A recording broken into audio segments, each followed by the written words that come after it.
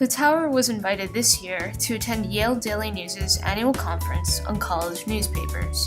Staff from about 13 other universities, including UConn, Quinnipiac, and Wesleyan, visited the Yale campus to discuss diversity in college newspapers. The overall goal of the conference is just to kind of bring students across various colleges working in their respective student newspapers to discuss, things related to college campuses, the future concerns as well as future plans of their student newspapers, and kind of just, exchange dialogue between the different schools and kind of reach this, maybe new understanding of student journalism. The Tower met up with Jake LaHutte, the editor-in-chief of the Wesleyan Argus. A group of students in 2015 called to defund the Argus after it published an op-ed by a veteran who criticized the Black Lives Matter movement.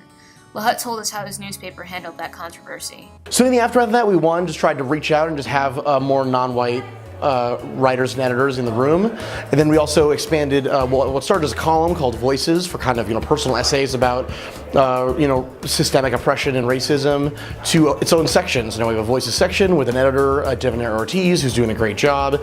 And it doesn't really stop there. I think we just have to have closer contact with activism groups.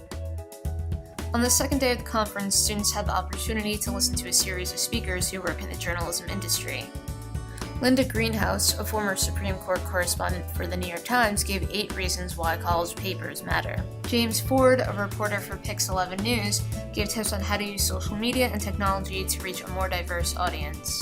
Mark Oppenheimer, a former religion columnist for the New York Times, spoke on the importance of ethically gaining access to different groups of people. And Max Abelson, a reporter for Bloomberg News, spoke about his experiences covering finance and politics. He stressed that being a fair reporter is being open and interested in everything. All who spoke are Yale alumni. The Tower spoke with a current Yale student who also works at the campus's daily student newspaper. He explained what it's like working on a daily while studying too. We're in the building from about 6:45 at night to usually a little after 1 on production nights.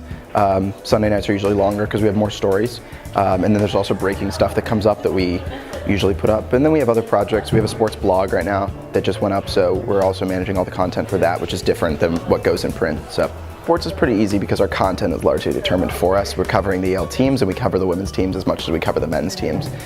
So in terms of diversity of sport and diversity of gender, that's really about where we go. There's not a lot of other things. In terms of our reporter base though, we try to publicize writing for us to as wide a group of people as possible, and I tell everybody that I know about the sports desk, because you never know just by looking at somebody if they're going to be interested in writing sports or not. I also had the opportunity to speak with Maya Hibbett, the editor-in-chief of the College Voice at Connecticut College. She found it interesting that we were invited to learn about diversity at Yale, which is about 72% white. In comparison, Kean University's total white student population is about 34%. I think I got some new ideas about how to reach out to diverse communities on campus from other papers that had mentioned how they do their diversity outreach. I also think it's kind of interesting that we're here at Yale talking about this diversity theme because, it's like a majority white campus, it's a majority white population here at the conference.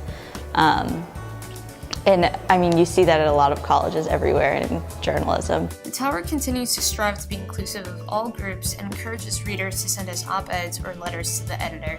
To learn more, visit kutower.com.